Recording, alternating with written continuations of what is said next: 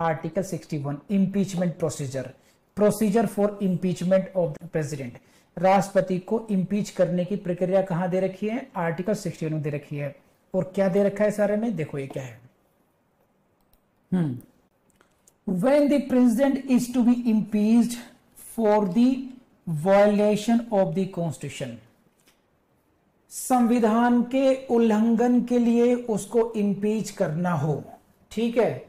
Please highlight the charge shall be preferred by either house of the parliament P for prelims. पहला question था article number पे था, दूसरा question ये कह सकते हैं वॉयलेशन ऑफ द कॉन्स्टिट्यूशन है, और थर्ड है charge shall be preferred by either house of the parliament. क्या मतलब है इस बात का? Hina Bhanot is the president of India and there are charges. इन पर आरोप यह है मैडम हिना कि आपने संविधान के प्रावधानों का उल्लंघन किया है। You have violated the constitution.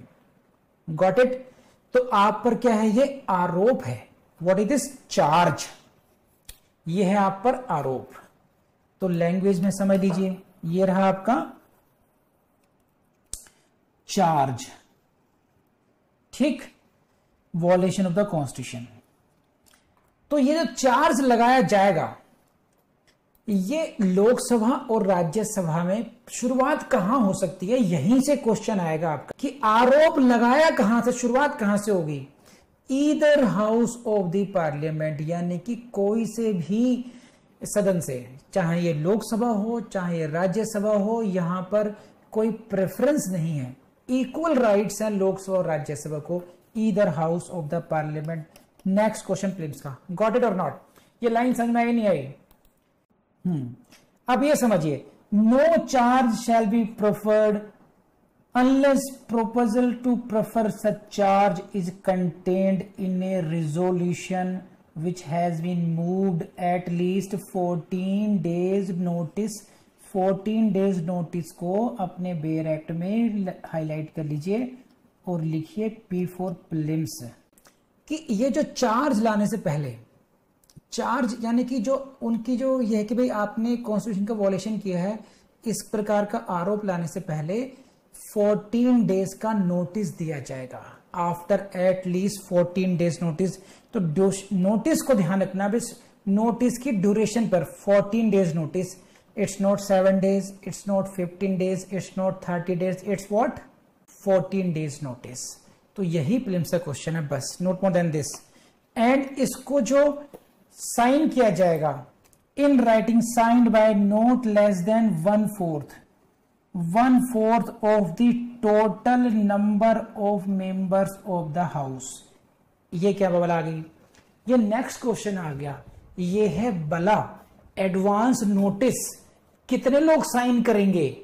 यहां से क्वेश्चन है, कितने लोग करेंगे? 1/4 ऑफ टोटल, यानी कि अगर कार्यवाही लोकसभा में हो रही है तो लोकसभा की जितनी संख्या है सदस्यों की, उनका 1/4 लोग उस नोटिस को साइन करेंगे। अगर राज्यसभा में कार्यवाही शुरू होनी है तो राज्यसभा के जो कुल संख्या है उसका कम से कम 1/4 सदस्य उस नोटिस को साइन करेंगे। तो इस नोटिस की संख्या पर आपसे क्वेश्चन पूछा जाएगा। 1/4 ऑफ द वॉट? 1/4 तो प्रेजेंट नहीं है, 1/4 ऑफ टोटल है। तो इस शब्द को ऐसे मन में बिठा लो जैसे तुम टेडी बियर को लगाए घूमते हो। 1/4 ऑफ टोटल, टोटल को मत भूलना, टोटल। चलिए थोड़ा डिस्कशन इस पे कर रहे थे। अंश प्रिया ने एक बात कही है कि जब वो बेयर एक्ट पढ़ती है, ऐसा ही होता है जब बेयर एक्ट पढ़ती है लड़की है, इसको लगता है सब आता है, जब क्वेश्चन करने जाती है तो ये सब भूल जाती है। यही होता है, सभी के साथ होता है, इट्स वेरी नेचुरल। और इसका तरीका सिर्फ एक है, इससे पार पाने का एक ही तरीका है और वो है रिवीजन। जितना आप रिवीजन करोगे उसके आप मैजिकल वो देखोगे, इफेक्ट देखोगे। ये कुछ इस तरीके से है जैसे इंसान कमा के लाए और कुछ सेव ना करे। आप लाखों रुपए कमा लीजिए लेकिन अगर आपने सेव नहीं कर रहे हैं तो आपकी इमरजेंसी के लिए कुछ नहीं बचा आपके पास। एक इंसान है बहुत कम कमाई की लेकिन वो सेव कर रहे हैं। तो रिवीजन से आपके माइंड में चीजें सेव होती हैं। रिवीजन नहीं करेंगे आप सब भूल जाएंगे। तो कम से कम 2-3 घंटे डेली रिवीजन के लिए निकालिए आप लोग, ठीक है। सो इससे बढ़िया आगे को 2/3 ऑफ टोटल है ये 2/3 ऑफ प्रेजेंट एंड वोटिंग नहीं है। तो आप जरा इसको नजर इनायत यहां पे लाइए अपनी। 2/3 ऑफ, एक है शब्द टोटल, एक है present and voting. 2/3 of total या 2/3 ऑफ प्रेजेंट एंड वोटिंग। तो ध्यान रखना, in case of president it is total, total संख्या, कुल संख्या का 2/3। और जहां हम सुप्रीम कोर्ट के जज या हाई कोर्ट के जज या CAG को निकालते हैं तो हम बात करते हैं 2/3 ऑफ प्रेजेंट एंड वोटिंग की। इसीलिए कई बार जो स्टूडेंट हैं केवल 2/3 को देख करके वो क्या करते हैं, टोटल की जगह प्रेजेंट एंड वोटिंग को में टिक करते हैं और उनका आंसर गलत हो जाता है। तो इसको आप लोग ध्यान रखना है इस बात का कि 2/3 ऑफ प्रेजेंट एंड वोटिंग नहीं है। राष्ट्रपति के केस में 2/3 of the total members of that house. It means अगर मान लीजिए क्या बात निकल के आई, इसको ऐसे देखिए, अगर आप ये अगर कार्यवाही कहां चल रही है, लोकसभा में चल रही है, लोकसभा में पास होना है तो 2/3 of total members of Lok Sabha, Lok Sabha के जो कुल सदस्य हैं, टोटल सदस्य हैं, उनका 2/3 लोग पास करेंगे तब वो रिजोल्यूशन पास होगा। उसके बाद में फिर वो चला जाएगा राज्यसभा में और राज्यसभा में वही प्रोसीजर दोहराया जाएगा जैसा कि लोकसभा में। तो राज्यसभा में क्या होगा, राज्यसभा में 2/3 of total members of Rajya Sabha इसको पास करेंगे तब यहां से पास होगा वो। टोटल मेंबर्स में इलेक्टेड मेंबर्स भी आ गए हैं और नॉमिनेटेड भी आ गए। यहां पे कोई इलेक्टेड मेंबर की बात नहीं की है। इनकी क्वेरी ये थी कि क्या टोटल मेंबर्स में नॉमिनेटेड मेंबर्स को काउंट करेंगे। Yes, it is the total members, it is not elected members. Got it. अब दूसरी बात आ जाइए, जो 1/4 ऑफ नोटिस की बात कर रहे हैं तो 1/4 जहां पर कार्रवाई शुरू करेंगे ना, हालांकि आपको डिटेल में जरूरत नहीं है, technical, 1/4 of the total members of the house, जहां पर कार्रवाई शुरू हो रही है, लोकसभा में शुरुआत कर रहे हैं तो वहां के मेंबर्स के 1/4 आप देंगे उसको, ठीक। Not less then 1/4 of the total members of the house. यहां पर हाउस का मतलब है जिस हाउस में प्रोसीडिंग्स आप इनिशिएट कर रहे हैं उस हाउस के कुल सदस्यों का कम से कम 1/4 लोग उसको नोटिस को साइन करेंगे। आई बिलीव कि आपकी प्रॉब्लम सॉल्व हो गई है। हाँ जी, आगे बढ़ते हैं। When a charge has been so preferred by either house of the parliament, the other house shall investigate the charge or cause the charge to be investigated. हाँ जी, and the president shall have the right to appear and to be represented at such investigation. Please write down before prelims. क्या कह दिया ये, very important for you. यहां पर आइए, क्या मतलब है इसका, देखिए कि अब एक हाउस से चार्ज पास हो गया, एक हाउस से रिजोल्यूशन पास हो गया, यानी कि लोकसभा ने मान लीजिए पास कर दिया। अब नेक्स्ट स्टेप क्या होगा, when a charge has been so preferred by either house, other house shall investigate the charge। यानी कि अगर लोकसभा ने उसको पास किया, पहले लोकसभा पास हो गया, तो यहां पर जो राज्यसभा है, जो दूसरा सदन है, वो उस आरोप की इन्वेस्टिगेशन करवाएगा, इन्वेस्टिगेट, उसकी जांच करेगा कि वाकई में वायलेशन ऑफ द कॉन्स्टिट्यूशन हुआ है या नहीं हुआ है, और यहीं से प्रीलिम्स का क्वेश्चन आएगा, विच की उस चार्ज पर जो इन्वेस्टिगेशन होनी है, उस चार्ज पर, यानी कौन सा आरोप है राष्ट्रपति के ऊपर कि आपने संविधान का उल्लंघन किया है, इस चार्ज पर, इस आरोप की इन्वेस्टिगेशन कौन सा हाउस करता है, फर्स्ट हाउस और second house? Investigation is done as a second part in the second house. पहले हाउस ने 2/3 ऑफ टोटल मेंबर से उस आरोप को पास कर दिया, प्रेफर कर दिया, 4 को रिजोल्यूशन को पास कर दिया। उसके बाद में वो जाएगा सेकंड हाउस यानी कि राज्यसभा में जाएगा, और राज्यसभा क्या करेगी? उस आरोप की जांच करवाएगी। तो यहां से क्वेश्चन आता है कि इन्वेस्टिगेशन पहली बार शुरुआत में यहीं पर हो जाएगी, पहले सदन में इन्वेस्टिगेशन होगा या सेकंड सदन में होगा? Answer is what? Second house investigate करेगा। सही है।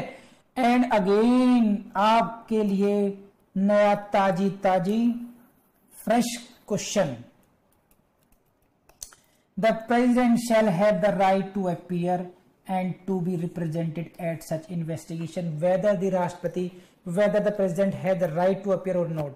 राष्ट्रपति के पास इसमें अपियर होकर के अपनी बात कहने का हक मिलता है, नहीं मिलता? तो फर्स्ट हाउस से मिलता है, सेकंड हाउस से मिलता है? he gets the opportunity in the second house while the charge is being investigated। you got it? बात समझ में आ रही है? तो यहां से क्वेश्चन मिलेगा कि सेकंड हाउस में जाकर के राष्ट्रपति को इन्वेस्टिगेट का अपनी बात कहने का मौका यहां मिलेगा। कैसी बातें कर रहे हैं जी, मैंने कोई भी वॉयलेशन नहीं करा, इससे पूछ लो, उससे पूछ लो। राष्ट्रपति जी अपने वकील साहब को लेकर यहीं पे बात रखेंगे अपनी कि मैंने कोई वॉयलेशन नहीं किया। तो पहले हाउस में उनको बात करने का मौका नहीं मिलता है, सेकंड हाउस में बात करने का मौका मिलता है। If as a result of the investigation result is passed by majority of not less than 2/3 of the, वही उतनी मेजोरिटी से, then such resolution shall have the effect of removing the president। ये लाइन जो है ना, इसे चुपचाप colour कर लो और वहां लिख लो P for प्लिम्स। ये क्या कह दिया शायर ने? क्या कह दिया? तो शायर ने ये कह दिया कि भाई साहब जो दूसरा जो हाउस है यानी कि जो सेकंड हाउस है, वहां पर जब वोटिंग हो गई और 2/3 ऑफ टोटल से पास कर दिया गया, तो जो पासिंग ऑफ द रिजोल्यूशन है, रिजोल्यूशन का पास होना ही अपने आप में इफेक्ट ऑफ रिमूवल होगा। कोई और प्रक्रिया नहीं अपनाई जानी कि राज्यसभा ने पास कर दिया, लोकसभा ने पास कर दिया, अभी कुछ और होना है। वहां पर वोटिंग हुई, वहां पर वोटिंग का रिजल्ट आया और राष्ट्रपति महोदय दौड़ो, ऐसा उठाओ, निकल लो यहां से, because you have been removed now. The line is what? You see the line, such resolution shall have the effect of, such resolution shall have the effect of removing the president। ध्यान रखना, shall have the effect of removing the president। got it or not? And again you will get the question from article 62, very important for you। time of holding election to fill the vacancy in the office of president and the term of office elected tick tick tick। यहां से पढ़िए, article 62 की heading से question नहीं पूछेगा, lines अंदर से question पूछेगा आपसे। An election to fill a vacancy, कौन सी वैकेंसी?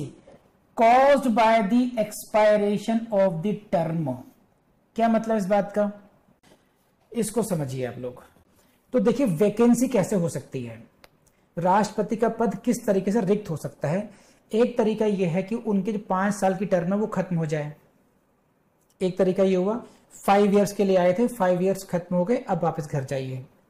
दूसरा क्या हो सकता है, अचानक उनको गुस्सा आ जाए, उन्होंने रेजिग्नेशन दे दिया। तीसरा क्या हो सकता है कि उन्होंने कोई, ये हुई कैजुअल वैकेंसी, अचानक वैकेंसी हो गई, अभी कल तक सही थे आज रिजाइन कर दिया, डेथ हो गई, या उनको रिमूवल कर दिया जाए फॉर द, जब जो हमने पढ़ा अभी तक वॉयलेशन ऑफ द कॉन्स्टिट्यूशन के, उसमें उनको रिमूव कर दिया जाए, तो वो हुई कैजुअल वैकेंसी।